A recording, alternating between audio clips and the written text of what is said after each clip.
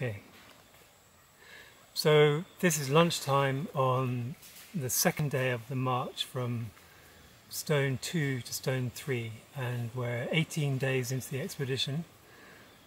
And we got up this morning, Reveille at 5:15, put our wet clothes on that we washed in the stream the night before, had breakfast, packed up camp and left at 7 o'clock.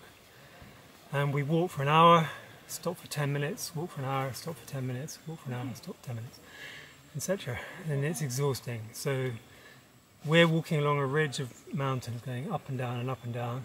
It's raining, it's very muddy, it's steep, and probably every day we do 15 kilometers and climb about 700, 800 meters, sometimes more, which doesn't sound that much, but actually in this terrain it's a lot. So we're eating a vast amount. We're really actually just walking in survival is the big challenge here. So what I'm trying to do is to squeeze some botany in amongst this trip.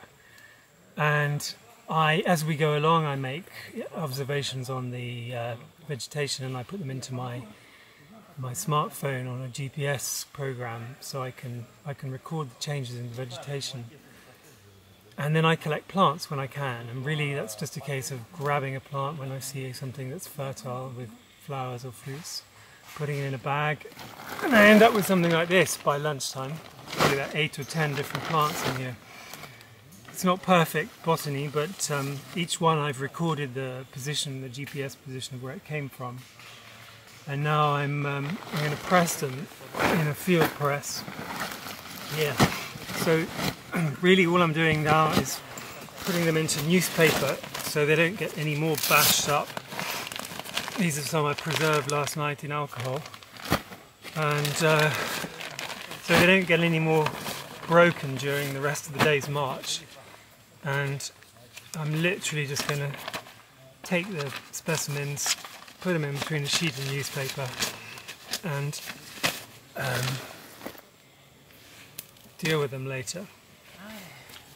So, like that. So when we get to camp this evening, I will go through these with more care and write notes of descriptions of the plants, of their form, of anything that's to be said about them, and I will take samples, little samples of the leaves, to dry in silica gel. So in my rucksack I've got a huge box, 2 kilos of silica gel, and that will, my little sample for DNA analysis will dry very quickly in the silica gel, because the rest of the material ends up in alcohol like that, and it's not good for DNA analysis. So that's it really. I press the plants roughly, I take them back, and I try to make a better job of it later on. This material, when it gets back to KN, it'll be dried out in a stove, and the plant specimens will be made rather more beautiful, and then they will be incorporated in the herbarium in KN, and then other duplicates will go to Paris and to Kew.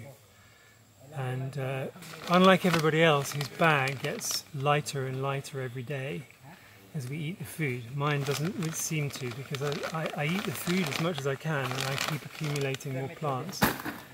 So my bag is something like, it's over 30 kilos, it's quite hard work. And I have to say, this is the toughest expedition I've ever been on physically. But it's great, it's fantastic. We're exploring areas that nobody's ever done any botanical work in, and wonderful companions, and incredibly well organised trip. So it's a fantastic opportunity. Great, thanks. That's it.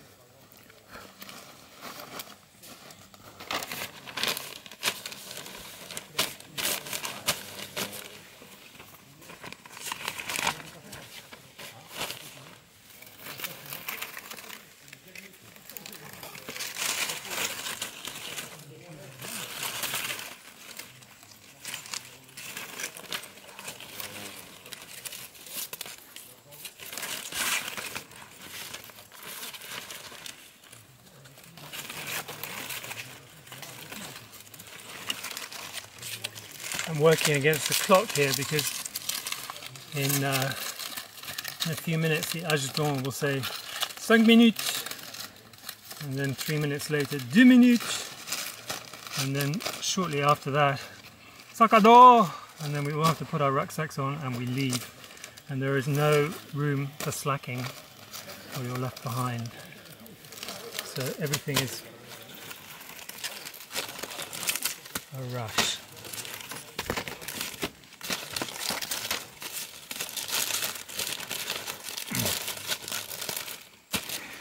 You are familiar with editing? You edit? Yeah. Okay, so what I'm gonna do is to make a large from you here. It's beautiful. You know? Yeah? To see your place of work from 10 meters. Yeah. Okay? It's very nice to see your office.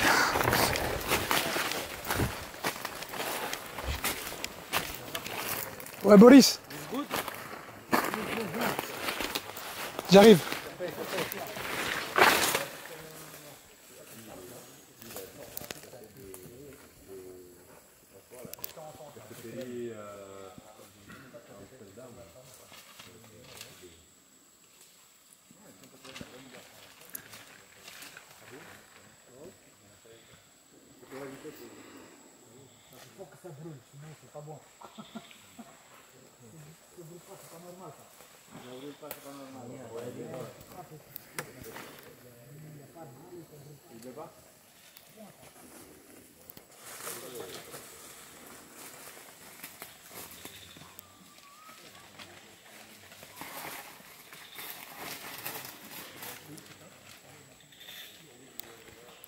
It's okay? You can cut? Oh yeah, thank you very much.